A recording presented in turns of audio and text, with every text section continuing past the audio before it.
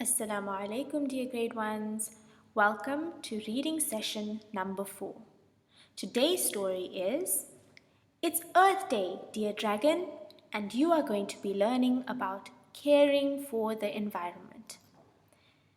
Now, in today's story, you are going to learn why it's important to care for the environment. It is a story about a boy that helps a dragon. Now, we all know that's important to care for our environment so that we all stay safe, happy, and healthy. Now, I want you to click on the following link so you can read the story on your own. This is the link.